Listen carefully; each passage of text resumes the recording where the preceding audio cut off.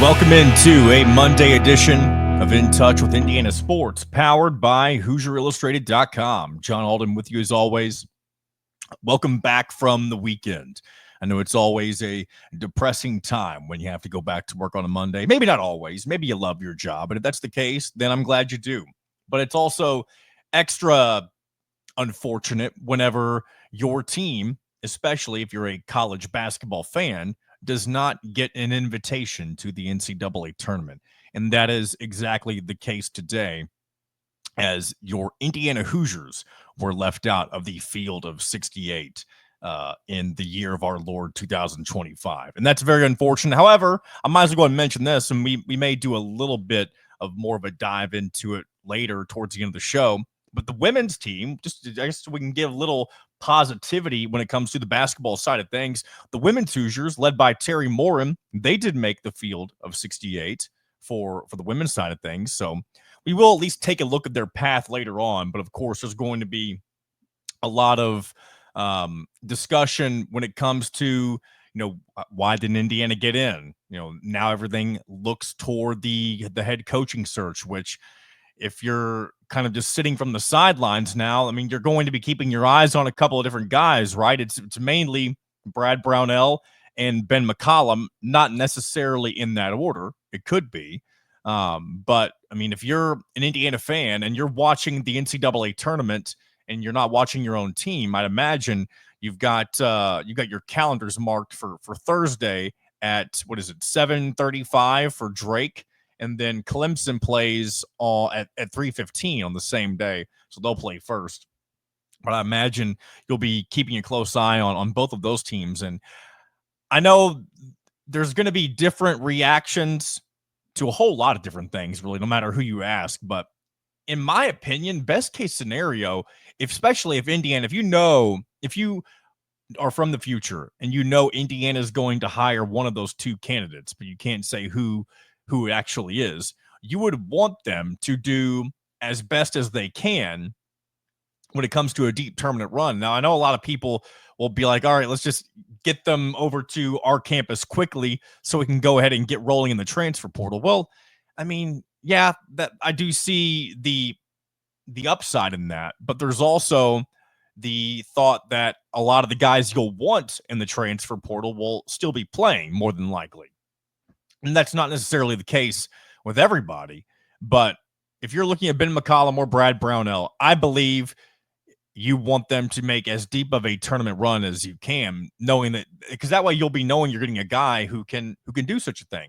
And we know Brad Brownell has done it in the past, but many people look back on his entire resume, and everything should be accounted for, of course.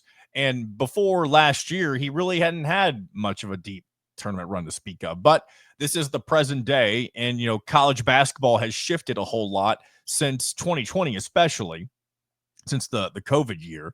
And so that almost needs to be weighted a little bit differently, I feel like.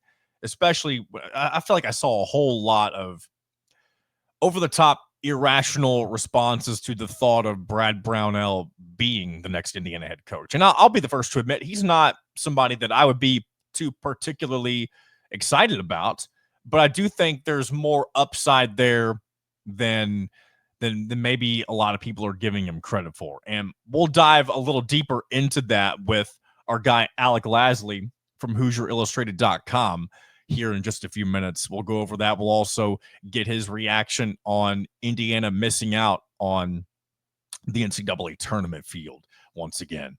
And I guess with that being said, we can go ahead and start there. I mean, when I turned on the selection show on Sunday night, I was fairly confident that Indiana was going to, get into, whether it be, not necessarily get in the tournament. Actually, that's not. Let me back up here. I'm kind of spinning my wheels because I'm recalling something that I said in my conversation with Alec, and it doesn't really add up.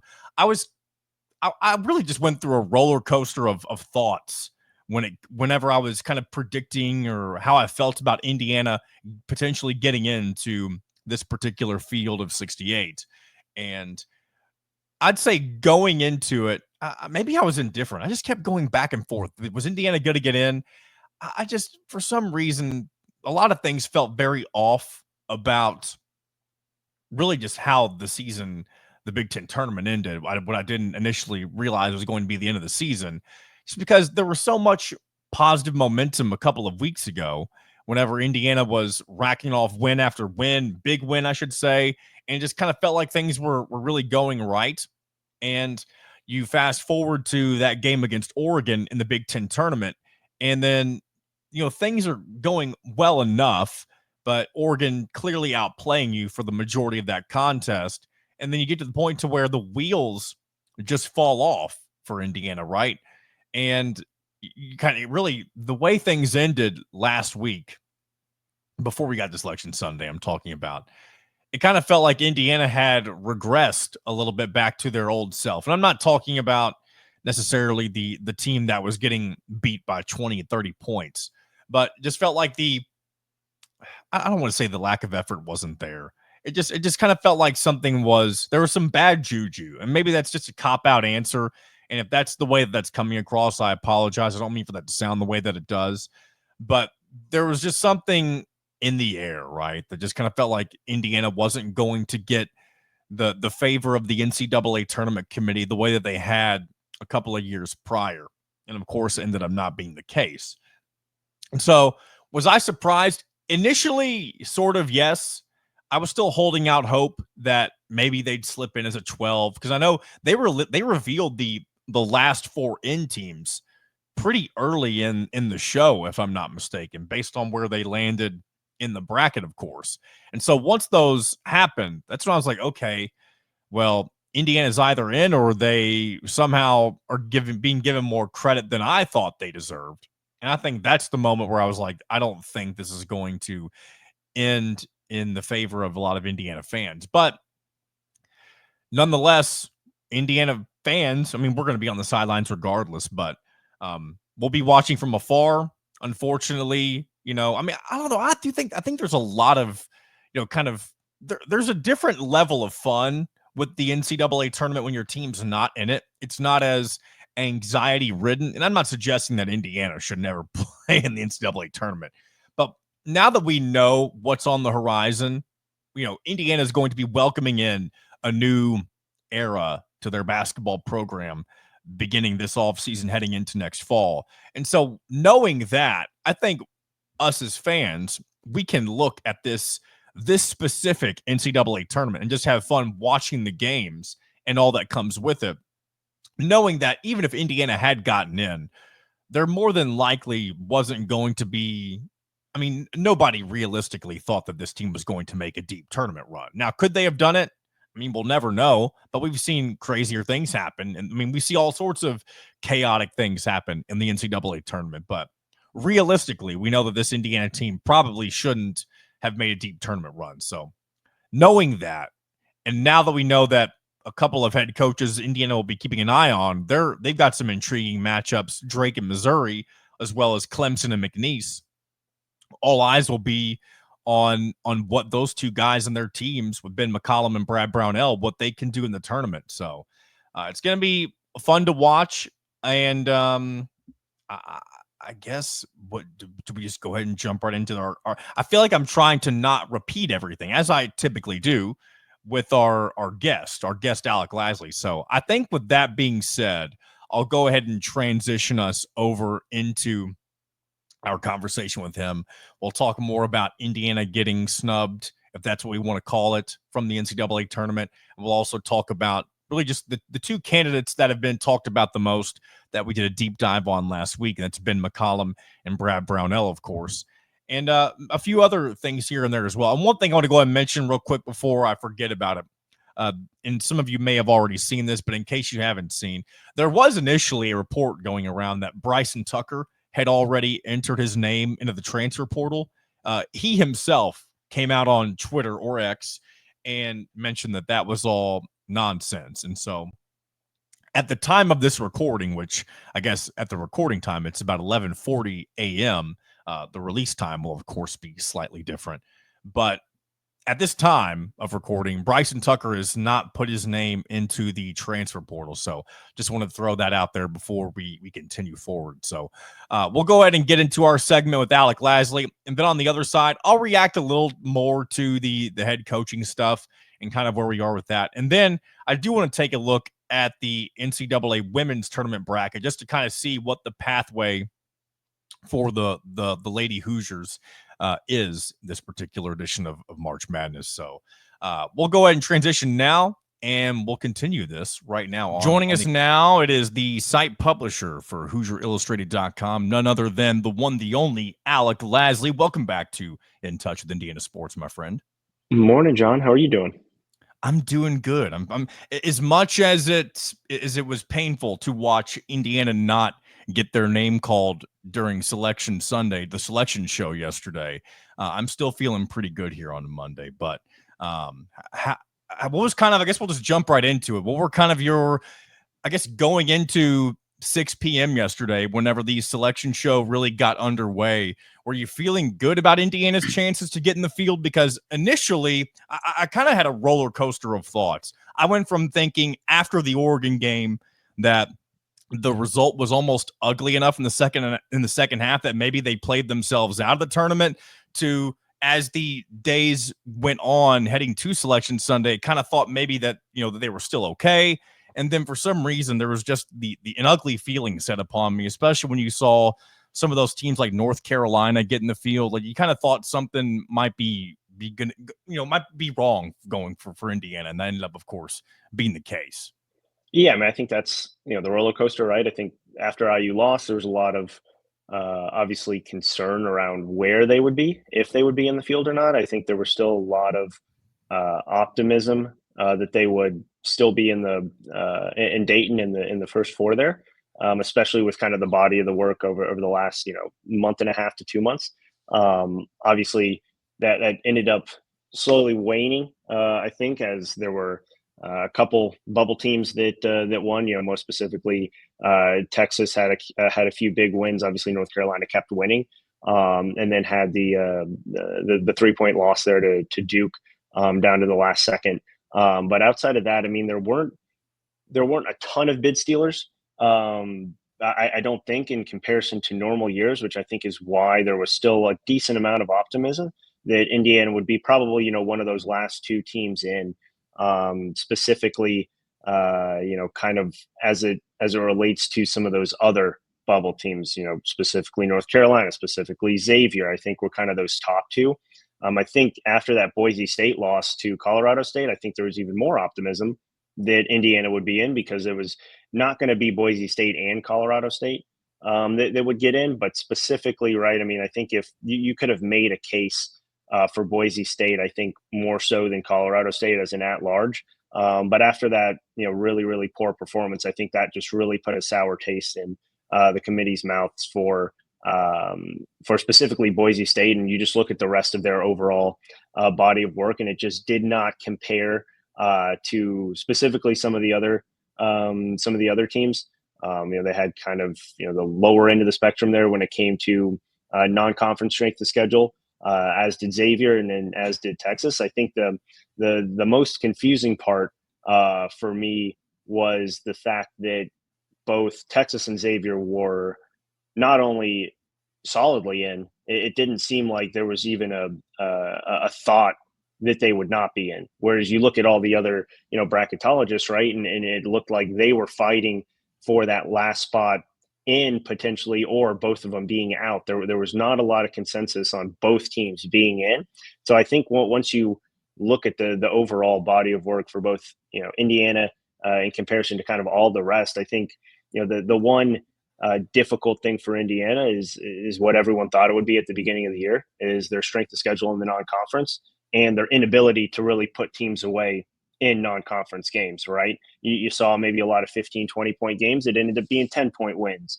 And, just games that Indiana did not help themselves out metric-wise. And with a difficult non-conference schedule where they did not beat anyone of note, get blown out right to Louisville and Gonzaga, and didn't really put together a strong resume heading into the Big Ten, everyone knew that it was going to take a lot of work in Big Ten play to get them back on the right side of the bubble. We thought that they did that here over the last month and a half with clearly the Michigan State and Purdue wins. I think the one thing that probably hurt Indiana more than anything, which we thought helped them, was Ohio State losing in the first round of the Big Ten tournament there, because I think if they would have won, they probably would have inched up a little bit higher metrics wise, obviously, and that probably would have helped Indiana in the long run. But again, it doesn't matter. If Indiana would have beaten Oregon, I think that would have been enough to get them in. I think I'm more confused why West Virginia, regardless of what you want to say about North Carolina, how West Virginia was not in the field over a Xavier or Texas to begin with, because they had wins right over Arizona, Gonzaga, Iowa State, Kansas. Those are, you can't find a bubble team with better wins than that, and they got penalized for injuries, and that's the one thing that I think is probably the toughest pill to swallow when it comes to that. I mean, say what you want about North Carolina, obviously the 1-12 record in Quad One is not good whatsoever. Xavier was 1-9, I think they finished, right, so that's another head scratcher. But Carolina, metrics wise, I think was first or second in every single category from kind of those group of 7-8 teams, including Texas, Boise State, IU, Xavier, San Diego State, West Virginia.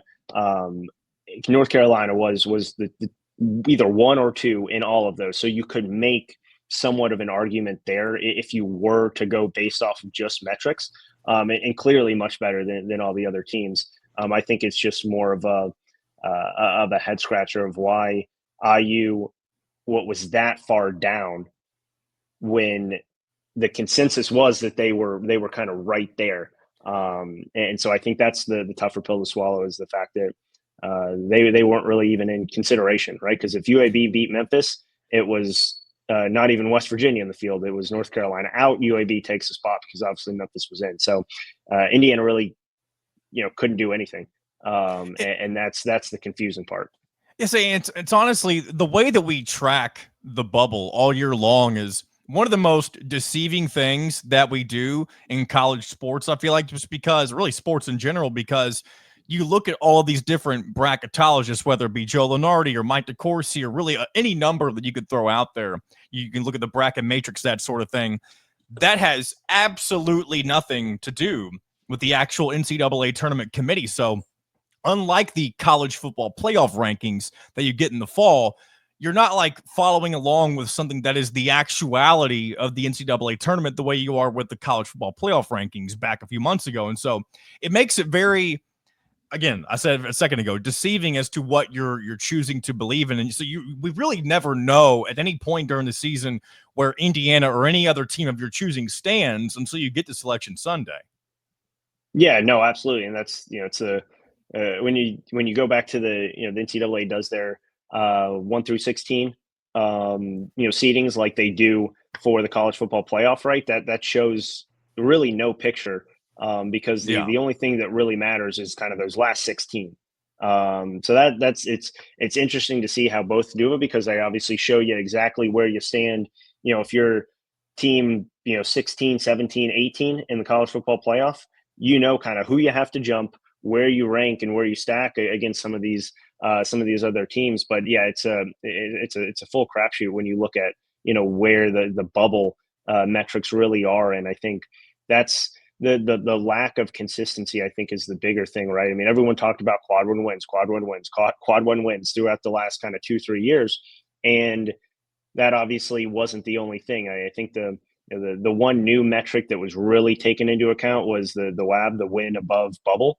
Carolina had a phenomenal record there, and a phenomenal metric number when it became to just strictly that, as comparison to most of the other ones. And then, like I said, I think you look at strength of record, and then obviously out of conference. You can also look at who the leader of the committee was, if we want to go down that route. We don't we don't have to talk. No, absolutely. And again, I mean, yeah, that's obviously there's going to be bias regardless. I don't think we've ever been in a situation where the last team in also had the the AD with Bubba Cunningham serving as the chair. So that's going to be brought in no matter what.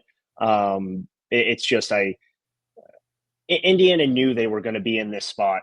Let's be frank, after the Bahamas, and when you don't put together a good non-conference schedule, you're going to be riding on what your Big Ten record is going to be, and Indiana just did not do well enough. I think, yeah, we can look back, and we've talked about this all year long, right? The Maryland game, the first Purdue game, right? The UCLA, whether it was Northwestern falling apart late, whether it was both Oregon games, right? You flip one of those, maybe you get in. You flip two of them, you definitely get in. But unfortunately, they just weren't able to do that. And so I think instead of, you can be angry and frustrated at the committee for doing this, but Indiana at the end of the day did this to themselves. They had all the chances in the world to flip those metrics and to get into the NCAA tournament, and all. I don't want to say all they needed to do, but I think you can look at it now and say if they win that game against Oregon, right, they probably are a team that is on the right side of the bubble. And it was, again, a game that just kind of what was, an all too familiar scene of what this season looked like, and kind of what the tenure of Mike Woodson looked like, where they were so close so many times, but they just failed to have that right execution. And you can go back and pinpoint, again, half a dozen games this year where Indiana just wasn't able to get to the next level, and Mike Woodson obviously wasn't able to get them there, and that's why you're sitting here, the Monday after Selection Sunday, not playing anymore, because at the end of the day, that is on them, that is on the schedule they put together, and that's their lack of ability to show up in big time games when they really needed to, and that was again, just an all too familiar scene, that Oregon game for kind of the entirety of Mike Woodson's tenure. And of course, now all fans, Indiana fans, I should say, not only will they be watching, not rooting on their own team, but they'll most certainly have their eyes at least taking a much closer look at guys like Clemson with Brad Brownell with Clemson and Ben McCollum with Drake. Those two, of course, the names that appeared to have emerged as front runners for the Indiana job. And I was talking kind of to myself about this last week, Alec, because I did a solo show on Friday. Just, is it going to come down to like whoever loses first gets the job? Is it more so like so-and-so has the first choice over the other one? How do you kind of see this playing out if it is indeed one of those two candidates?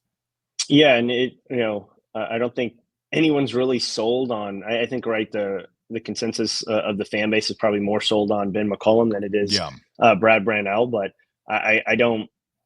I think you can probably say at this point, no one really knows. There's also been talk, right? There's some, random candidate out there who hasn't really been mentioned that's kind of flying under the radar. I think either way, right? This is probably going to go up until, probably the next 2 weeks. We may see something right away. Once this weekend concludes, if Drake or Clemson, right, were to lose. There's also been some talk that Clemson's, trying to get Brad Brownell a contract extension, and we'll see what happens there. But which is funny because they were wanting to fire him just a couple 2 years ago. Yeah, and so, right, the date to keep in mind is a week from today. I think it's the 24th, right, when the portal opens up. So IU theoretically would like to have a coach in place by then, but they still theoretically could, and just not be able to announce it yet, right? So I think there's a lot of ways that this can go. I think obviously the Iowa job opening is something to keep an eye on. Yeah.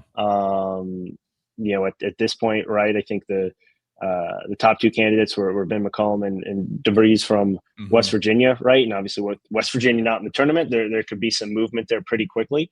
I think if that lasts longer than probably this Thursday, Friday, I think you could be looking at a Ben McCollum top choice there for Iowa. And obviously, I think that's hard to turn down if you're him going back to your home state.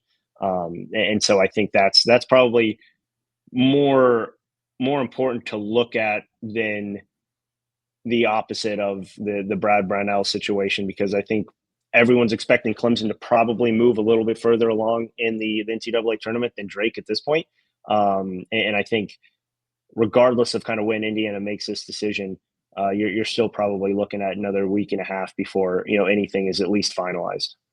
Yeah, and I'm sure if you're an Indiana fan, I know a lot of people have shared their displeasure with the potential of Brad Brownell being the next Indiana basketball coach, but he is coming off of an Elite Eight appearance last year. If he goes on a run similar to that or even better and makes a Final Four, I mean, it goes without saying, it would change a lot of people's minds fairly quickly if he's able to do that in back-to-back seasons. No, absolutely, and that's why I think right now you want to be looking at a coach who's been able to adjust to the times over the last 2 years, because the landscape of college basketball has drastically changed in the last 2 years than what it was before that, and obviously before Mike Woodson got into to IU, right? I mean the vastly different portal landscape, the vastly different NIL landscape, right? It seems to expedite a lot of things. But a lot of people need to remember that college basketball is completely different than what it was just a year ago and what it was 2 years ago, and so on and so forth. So I think you have to be excited about what Brad Brownell's been able to do, albeit just in 2 years. I don't think it's fair enough to look back at what he did, 10, 11, 12, 13 years ago and compare that to, the really top level success that he's had. Because yeah, people can say, right, if you're a great coach, you're still going to be able to win games no matter what. I get that. He also had Hall of Fame coaches and, two of the top probably 3 or 4 coaches in college basketball history in the sidelines in the ACC for his entire tenure. You also throw in Jim Boeheim, who obviously has had a great deal of success at the college basketball level. But with Mike Krzyzewski and Roy Williams, right, Tony Bennett, you go down the list of national championship coaches in the ACC and what they were able to do. And Clemson was obviously an afterthought. They always have been when it comes to just sports in their university, with what obviously Dabo Swinney's had going at the college football level. So there has to be a little bit of give and take there. I think at the end of the day, the fact of the matter is he's able to show his adaptability to the college basketball game as it's played today. And in my eyes, that's something that I'm willing to go with more than Ben McCollum, who granted has obviously won wherever he's been. But I think the Indiana fan base is latching way too much onto the Curt Cignetti effect. Then that's me. I'm one of those people.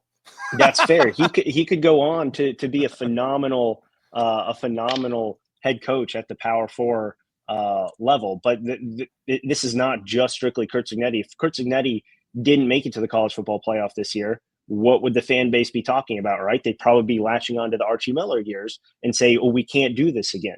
But the short memory of all that. The other thing I'll say is, Curt Cignetti had also had previous stops at Power 4, Power 5 conferences before he was a head coach anywhere. Ben McCollum has never been on staff at a Power 4 program. That coaching at the Division II level as a head coach or an assistant, and then coming over, having 1 year, granted a phenomenal year, 30-win year at Drake, still playing at Drake is vastly different than the Power 4 level. So there are major differences in both of their resumes. So I don't want people to just get so latched on to the fact that this is the next Curt Cignetti. Again, he could be, that's fair, but he also may not be able to replicate that success right away. And if he's not, you're going down a very difficult path. In my opinion, I would go with the guy who's been able to do it, albeit, maybe inconsistently, in Brad Brownell, but been able to do it the past 2 years, when the 2 years have been the new era of college basketball. Well, especially, and I haven't really said this to a lot of people just yet, but with all of the anger and people just assuming that if Brad Brownell is the guy that Scott Dolson should be let go. First of all, that shouldn't be the case. Like, just sit back, wait and watch this NCAA tournament. Like, if he's a one and done, if he's out in the round of 64, yeah, I could see why maybe that would ruffle some feathers. But if this guy goes on another deep run, like we mentioned a few minutes ago, like there's some substance there, especially, and I know he's in his mid-50s. Like, it's not the hot young guy like Ben McCollum, or maybe I shouldn't say hot young guy, but you know what I'm saying. He's not the hot name in college basketball. Yeah. It's still something that I think before, because Indiana fans have now kind of grown this reputation of like they just push people out the door so quickly. So I think it's best at this point right now to be patient. Look at Louisville and Kentucky. Both of them were super unhappy in the offseason last year about getting Pat Kelsey and Mark Pope. And both of those programs, specifically Louisville, has had one hell of a turnaround. They didn't really get the seeding for it in the NCAA tournament, I would say. But if you look at where those fan bases probably thought their teams would be this season, I think a lot of them would have predicted much worse than where they ended up being now that we are here in March. No, absolutely. I mean, again, everyone wants to see success right away and get the hot name.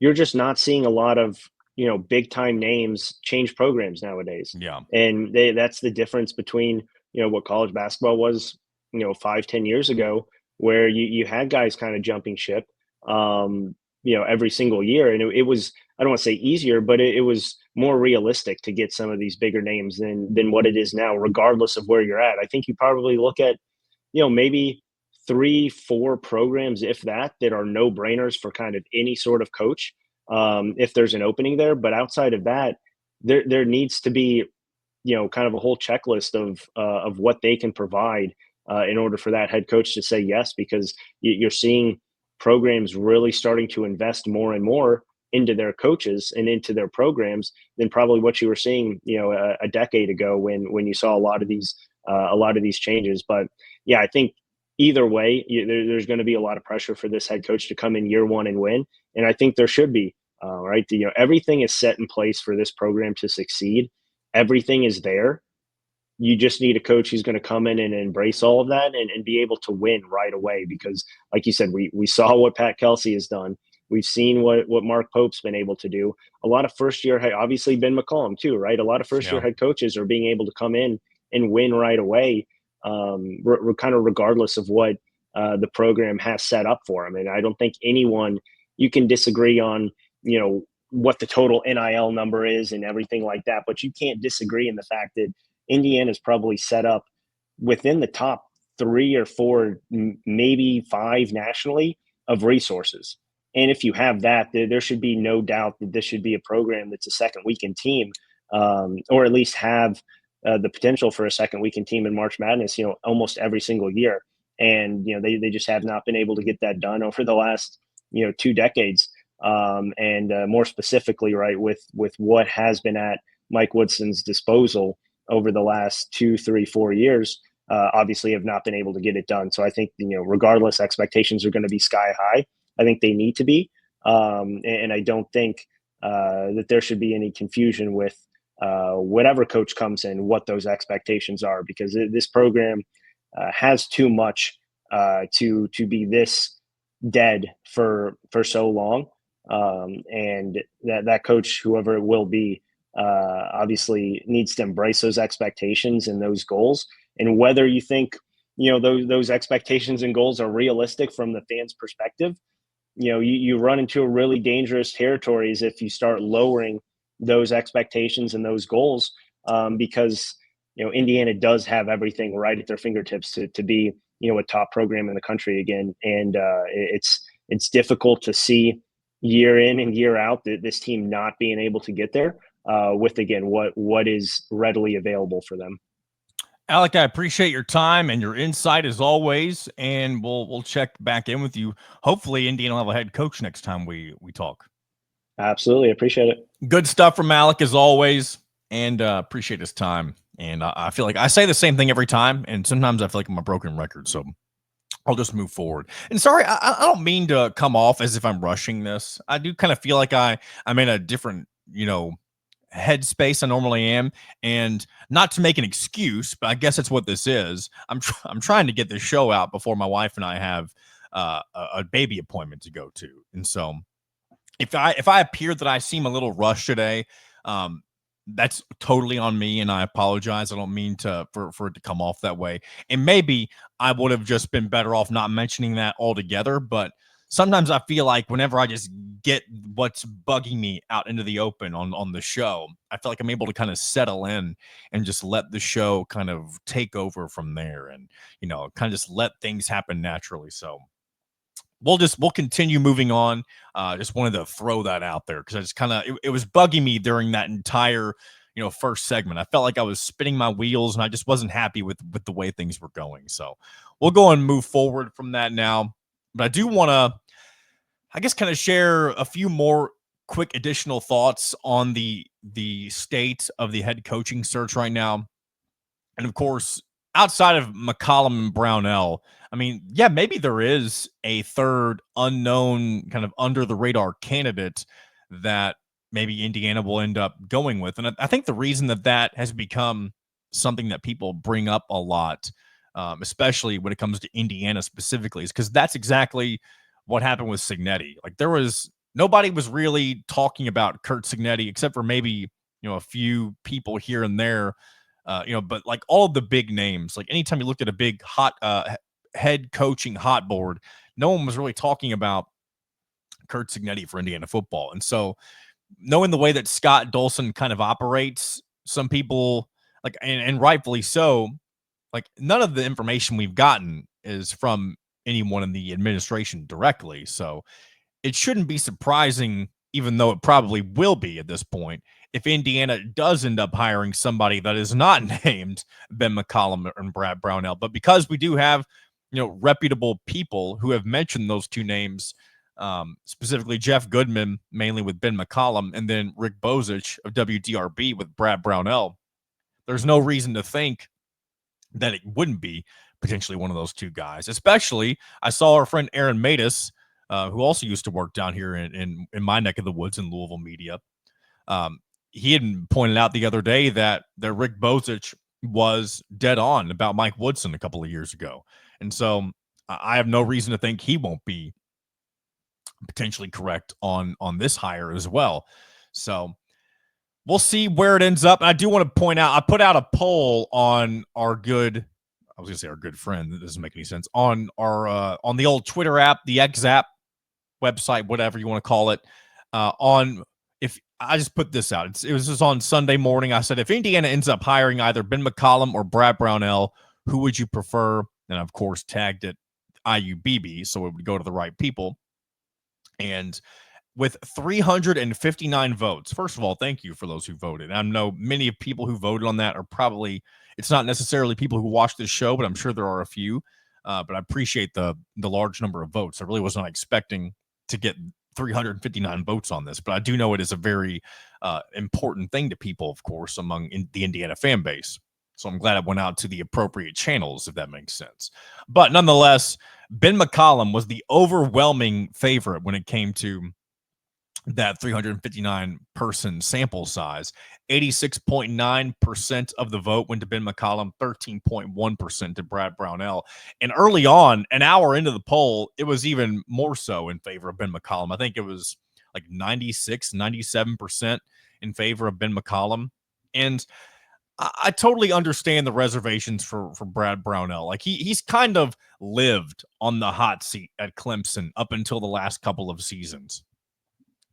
And so it can be very easy like to have the recency bias if you're, for him to be getting the recognition that he's getting right now. But we also like we kind of mentioned earlier, you have to put a little more stock into the years post-COVID and since the transfer portal and NIL era began. Like those need to be weighted a little more heavily than we probably give credit for, because yeah, even though you want to see how well of a coach he was prior to all of that, I mean, some coaches just operate a whole lot differently. I mean, look at the amount of coaches that have ducked out of college basketball since all of this NIL stuff is taken over. You've seen so many early retirements that you would have not expected. Tony Bennett being a prime example from the beginning of this season. He's somebody who did not adjust well to the transfer portal, and he's a national championship winning coach.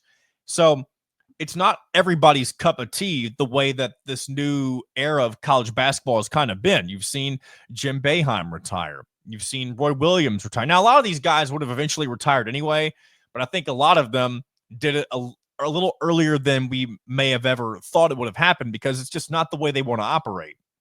Mike Krzyzewski, someone that I think maybe it wouldn't have made a difference for him, but I think the timing isn't I think the timing is a little more suspect than they would care to admit.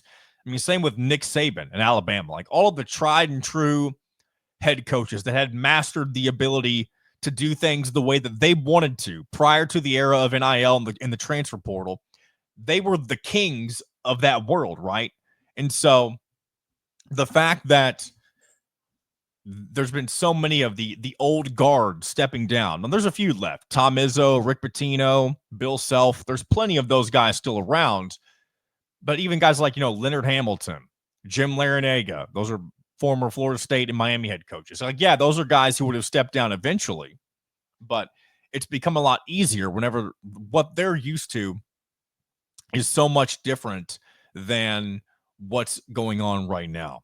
And even though it's not, even though this guy's not won a national championship, I think all of the anger about Brad Brownell potentially being the next Indiana head coach is, I get it, but I also don't get it. So maybe does that make sense? Let me sort of further explain, I guess, real quick. I think that, and I did lay out this very thing with in our conversation with Alec. But let's, again, just take a deep breath and let's see what happens with Clemson, because I'm going to be rooting my ass off for both him being Brownell and then Ben McCollum at Drake. I want both of those teams to go as far as they can in the NCAA tournament, just to kind of validate to fans who are weary of both, right? Because it's one thing if for Ben McCollum to do what he's already done and then just kind of bow out and that be it. Like, he's done enough on his resume. A loss to Missouri with them being a 6 seed and Drake being the 11, it's not going to really change a lot of people's perspectives on him. But he can really get people fired up if he makes a run to the second weekend, or even, there's no world where Drake should make a Final Four, but I think you could almost really sell the Kurt Signetti comparisons, parallels, if Ben McCollum's able to run all the way, even to the Elite Eight. I mean, when you have a roster full of Division II guys, and you ran through the Missouri Valley with your Division II guys. If you do the same thing in the NCAA tournament against power teams, Ben McCollum, it may be a bidding war between Iowa and Indiana on who gets him potentially. Maybe I'm wrong about that. And the same can be said with Brad Brownell. Maybe not necessarily the bidding war, because I do think, especially after our conversation with Alec, with Brownell, it's either going to be he stays at Clemson or he goes to Indiana, is kind of the way that we were conversating just then, it feels like. So, and that's also where you kind of get into a gray area of like, is there too deep of a run? Like, if Brad Brownell gets all the way to the Final Four, will he feel, like he owes it to Clemson to stick around? And, maybe they'll pay up big money at that point for, to keep him around. And so maybe you just hope he gets back to the Elite Eight or something. Maybe that's a defeatist mentality. I don't know. Maybe you want to see him go all the way and then jump ship to Indiana just because it'll be a lot easier to do year in and year out with the Hoosiers. So there's a lot of layers to peel back with this, and it's going to be fun to watch. Like I said, I hope both teams do really well, and that's going to be my rooting interest for March Madness. Before we switch over to the women's side of things, we haven't really dove into the bracket as much as I would have liked to. There are a couple of things that I want to point out just from observations from Sunday, and I do want to go over those right now, outside of the the UNC getting in and all that stuff that we've already talked about. But Louisville getting an 8 seed feels like they got slighted quite a bit. They were second in the ACC over Clemson, mind you, and Clemson got a 5. And Louisville got an 8, and Louisville beat Clemson 2 different times. So I don't really know where the logic comes in there. I'm sure it comes down to the different types of wins that each team got. But when you have two things, you have standings where Louisville did better than Clemson. You also have head-to-head where Louisville did better than Clemson twice. You would think that would be, there'd at least be, maybe identical seeding or something like that, or closer than an 8 and a 5. So I kind of feel like Louisville got shafted a little bit. They are playing in Lexington, so it is right down the road for them. That's an observation that I noticed. Also, a potential matchup, or really, how we were talking about wanting to see Indiana and Louisville rematch, then potentially a Rick Pitino game against St. John's in the round of 32. Well, there is some intrigue down in it's not telling me which regional this is, or which whatever you want to call it, pod, that sort of thing. First and second round location. It's not telling me where this is, but you do have John Calipari and Bill Self taking on each other in the 7-10 matchup with Kansas and Arkansas. And also, if St. John's is able to get past Omaha in the opening round, you do have a potential showdown between John Calipari and Rick Pitino in the round of 32, which two coaches that have historically, especially when they were both at Louisville and Kentucky, hated each other. I'm sure it'll be a little bit different nowadays, just because, Arkansas and St. John's is not a rivalry at all. It'll be more so about the two coaches meeting up once again. But that'll be something that I hope to see play out in this edition of the NCAA tournament. What else we got? Kentucky and Troy. Kentucky's got a lot of injuries. It would be hilarious if Kentucky found a way to lose to yet another double-digit seed for the third time in 4 years with St. Peter's and Oakland. And if you could give it the trifecta with Troy, I think that would be pretty hysterical. Of course, we already mentioned Drake in Missouri with the Ben McCollum stuff. Clemson and McNeese. I think a lot of people, it'll rub a lot of people the wrong way if Brad Brownell loses to Will Wade and McNeese. It may even call for a lot of people yelling for Will Wade to come to Indiana at that point. And maybe that would be the case. I don't know how serious of a candidate Will Wade is right now to be Indiana's head coach, but I mean, if McNeese goes on a deep tournament run, maybe that's the mystery name.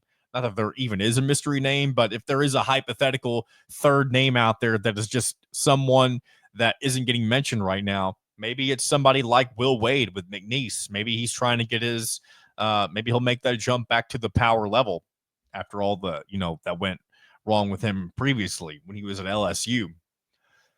And then what else? Is there any more storylines that I was wanting to keep an eye on? Nothing in particular jumps out. Of course, we'll be watching Dusty May. One thing, a potential matchup if it gets to that point. If Louisville makes it to the Sweet 16 and Michigan does as well, you'll have, of course, Dusty May versus Louisville, which we all know Dusty May was initially going to be hired at Louisville before apparently he backed out and decided to go to Michigan instead. So that would be an intriguing storyline to follow if it indeed ends up working out that way. So that's kind of my initial thoughts. Also, I don't think we're doing a Hoosier Illustrated bracket challenge. I would have been more inclined to get things like that worked out if Indiana had made the field of 68, but unfortunately that will not be the case. So wah, cry, wah, as I was going to say, as they say, but I don't know anybody who actually says that. So let's go ahead. I do want to take a look now, as mentioned earlier. I do want to take a look at the women's bracket here real quick, just to kind of lay out the pathway for Indiana, the women's team, as they made their version of the field of 68. They got a 9 seed. They're in the Birmingham regional. And for those who don't know, and I'm sure there are many of you who do know, in the early rounds of the NCAA women's tournament, those are played on campus sites. So Indiana will travel out west to take on 8 seed Utah. That game will be played on March 21st at 1:30. And if you want to watch that, of course, which I'm sure many of you will be, that will be on ESPN2. And if they win, their reward will more than likely be a hot date with number 1 South Carolina, the reigning national champion. Is it 2-time national champions? Have they won twice in a row?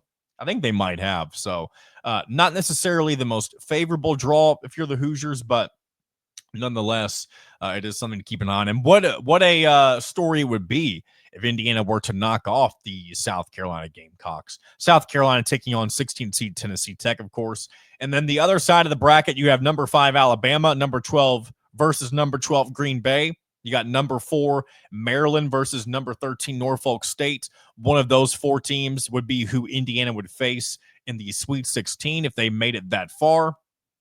And then on the other side, all the way, these are the teams that you could potentially face in the Elite Eight round if Indiana were to make it all the way there. You got West Virginia, and then the winner of one of the first 4 games, and then elsewhere on there, you got North Carolina, Oregon State, Vanderbilt, Oregon, Duke, and Lehigh. That is the potential pathway for the Indiana women's team to get to a Final Four.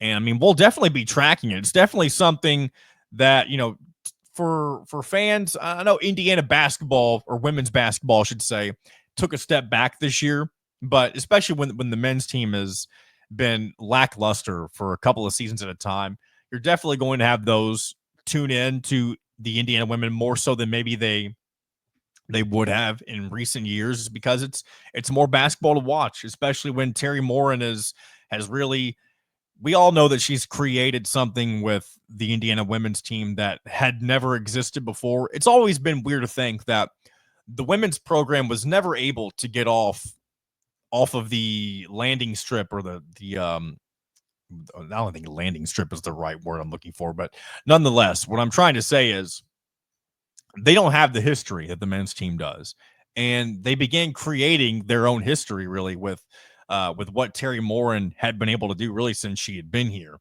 And it was always kind of a big question mark on why it was so difficult to get this program off of the ground. And it really, I feel like it all began with Tyra Buss a few years back, maybe more than a few years back at this point, but she was able to help Indiana and that era get to the women's national, the WNIT, I should say.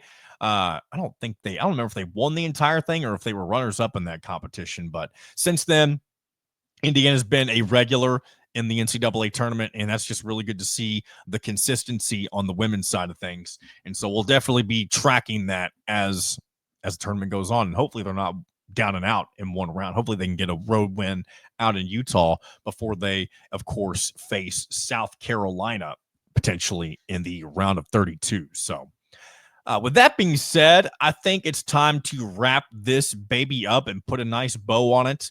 And hopefully you guys enjoy the rest of your Monday, or whenever it is you are consuming this particular edition of this show. And we'll be back on Wednesday, and I doubt we'll have anything new to speak of when it comes to the Indiana coaching search, because by Wednesday we'll still be in the first 4 games of the NCAA tournament. The main portion will still have yet to tip off. That won't be until Thursday, of course. But I mean, depending on what happens with the coaches we've been talking about, if any of them bow out on Thursday, I mean, I guess the earliest we'll know something will be on Friday. So I don't necessarily anticipate that happening, but hey, we'll most certainly be keeping our eyes peeled and our ears perked up as things progress forward. So until Wednesday, this has been another edition of In Touch with Indiana Sports, powered by HoosierIllustrated.com.